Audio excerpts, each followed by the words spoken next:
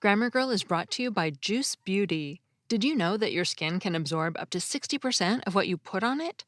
So, what goes on your skin can be as important as what goes in your body. Juice Beauty is a skincare and makeup line that's made with certified organic ingredients, with the promise to always formulate without potentially harmful ingredients. Go to juicebeauty.com/grammar for exclusive savings on your first order when you use the code GRAMMAR20 at checkout. That's juicebeauty.com/grammar and the code GRAMMAR20.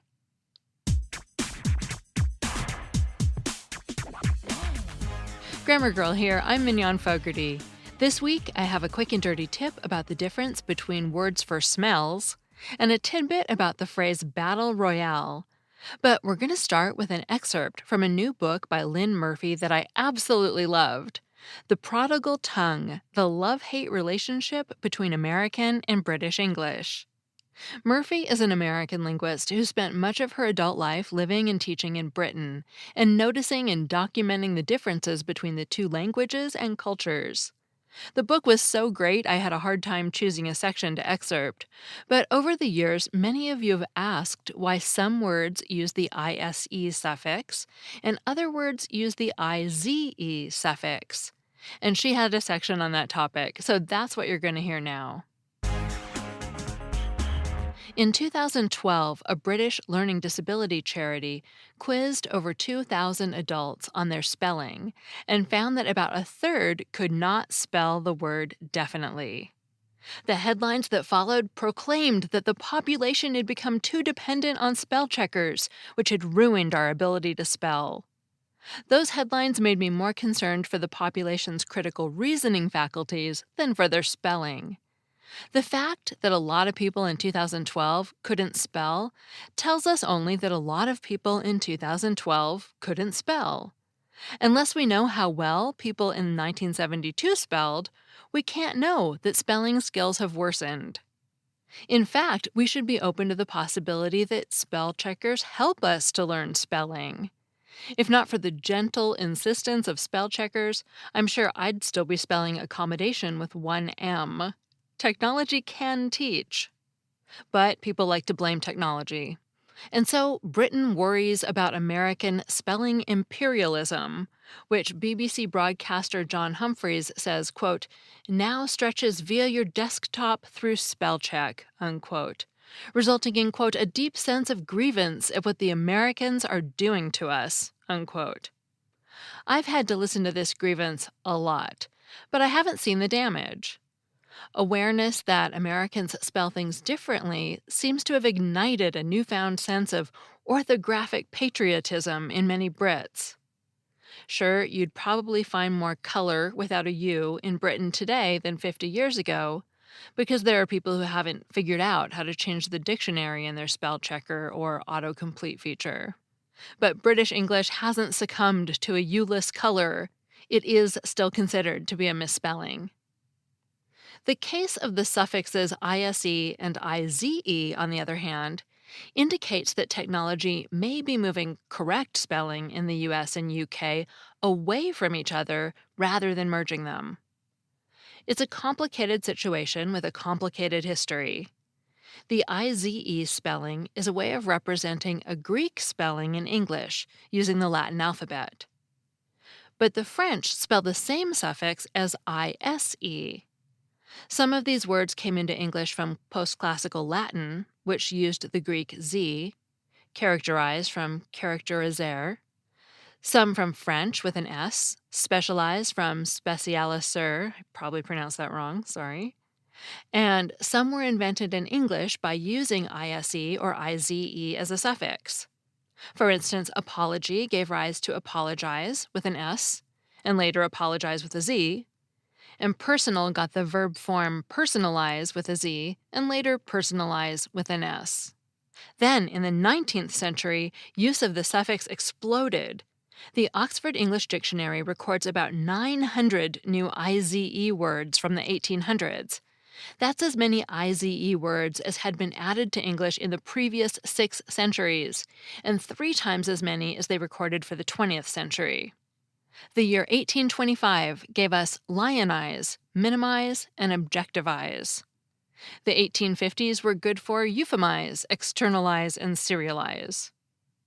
Many of these new words were British before they were American.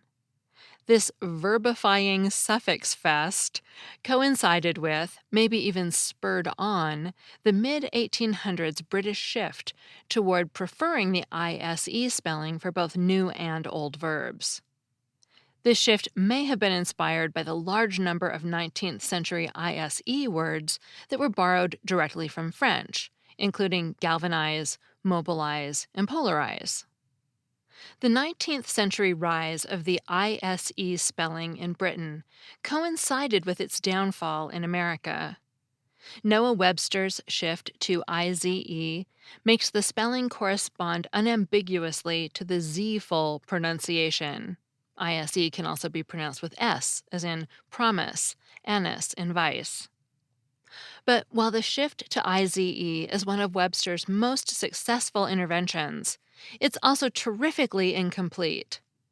Americans don't use a Z in the verbs advertise, merchandise, surprise, or compromise, though they're all pronounced with a Z. There are historical explanations for some of the exceptions, but the facts of the matter are Webster's change made American spelling more stable in that it reduced the number of spelling options, but it didn't make the spelling completely regular. While Americans had made a firm decision about how to spell the suffix, the British didn't feel a particular need to conform. The preference for ISE in the 1800s was reversed, at least for some words, after the publication of the Oxford English Dictionary starting in 1884. Faced with many words with complicated spelling histories and usage, the OED editors decided to treat all the words the same and to present the IZE spelling before the ISE one for each verb. They chose IZE on the grounds that the suffix goes back to Greek, even if not all the words containing the suffix do. The Z spelling became more popular with British publishers after the OED, but the S spelling was still considered an acceptable alternative. Things went wrong for the British Z in the 1990s. In the 1990s, the Times in London and Cambridge University Press suddenly switched allegiance to the ISE suffix after preferring IZE for the 70 years prior. At this point, spell checkers had been readily available for about a decade. But since they allowed both ISE and IZE in British English, documents could pass muster while confusingly spelling the same word in two ways. The internet had recently been rolled out to the public, giving people more opportunity to read other countries' spelling than ever before. These developments led to two lines of thinking. One, spelling should be consistent within a document, no more mixing IZE and ISE. And two, if Americans are spelling it IZE, then ISE must be the British spelling. And so people started believing that IZE is American, perhaps even believing that the spelling was invented in America, and that it is simply wrong in Britain. A spoof Message from the Queen that does the rounds after U.S. elections declares that Her Majesty is retaking the colonies and the suffix IZE will be replaced by the suffix ISE, as if IZE isn't British. There's even reluctance to use the IZE suffix among those who know that the fashion for ISE is recent. A 2011 letter in the British Medical Journal quotes Fowler's modern English usage. The primary rule is that all words of the type authorize, civilize, and legalize may legitimately be spelled with either IZE or ISE throughout the English-speaking world, except in America where IZE is compulsory. But then the letter writer concludes, speaking purely personally, I think that anything that is compulsory in America should be avoided. Our globalized communication culture hasn't killed off ISE, it's strengthened it. ISE is not just a suffix, it's a badge of honor, declaring to all and sundry, I am not American. True to form, when wanting to look not American, British English looks more French. Again, that was an excerpt from The Prodigal Tongue by Lynne Murphy, included here with permission from Penguin Books. Next, since we talked about noisome and being stinky last week, we'll continue the thread and talk about multiple words that describe pleasant and unpleasant smells, and one word that's sometimes mistakenly used to describe smells. Odorous, malodorous, and odoriferous are all ways of describing a smell, and ultimately all go back to the same Latin root that meant a smell or a scent. Let's start with odorous. Samuel Johnson's famous Dictionary of the English Language from 1818 defines it in only positive terms: fragrant, perfumed, sweet of scent. One example he included is from Edmund Spenser's Sonnet 64, which compares the scent of a woman to various flowers. Such fragrant flowers do give most odorous smell. The meaning of words can change, though, and today odorous can be used to describe good or bad smells, and people seem to use it most often for bad smells. Here's an example from the Robin Page mystery, Death at Rottingdean. So we took the coin, pocketed his reservations, and hurried off to the White Horse, where the coffin, as the odorous old coach was known, was about to begin its afternoon run to Brighton. Odorous also often appears in scientific writing to simply describe something that has a scent. Here's an example from a physiological psychology textbook. Very odorous compounds may require less solubility because relatively few molecules need to reach the receptors. Moving on to malodorous, the mal prefix in malodorous means bad, just as it does in malformed, maltreated, and maladjusted. Some less obvious words that use the mal prefix to mean bad include malaise, which means bad ease, malady, which means roughly badness that is had or received, malaria, which means bad air, and malevolent, which means bad wishing. So by now, you've probably guessed that malodorous is reserved for bad smells. In general, I'd say malodorous smells are worse than odorous smells. For example, the malodorous entrails made Squiggly gag. Finally, the least common of these three words to describe smells is odoriferous. According to a Google book search, it was actually the most common of the three words in 1800, but it's been declining ever since. Like odorous, odoriferous originally described a pleasant smell and now can describe good or bad smells, and is most often used for bad smells, although Garner's modern English usage continues to say it should be reserved for good smells. Interestingly, odoriferous comes from the same Latin odor root, combined with the word for to bear or to carry, so it means to bear or to carry a scent. And now we have to talk about a word that some people mistakenly use for smells: odious. It sounds a lot like odorous, but odious comes from a Latin word that meant hatred, and you use it as an adjective to describe something that is offensive, repulsive, or deserving of hate. Squiggly found cleaning fish to be an odious task. The problem is that you can find something smelly to be offensive, repulsive, or deserving of hate. Does Squiggly dislike cleaning fish because it grosses him out in general, or because it's smelly? It could be both an odorous and odious task. My advice is to be careful when using odious, although it wouldn't be wrong to use it in a sentence where it could mean the task was repulsive because it was smelly, or just that a potentially smelly task was repulsive. I wouldn't use it in such sentences because it probably isn't the clearest way to explain what you mean.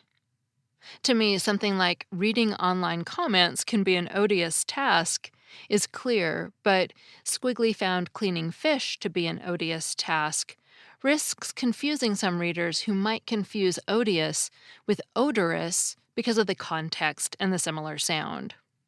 So your quick and dirty tip is that odorous, malodorous, and odoriferous all describe things that smell.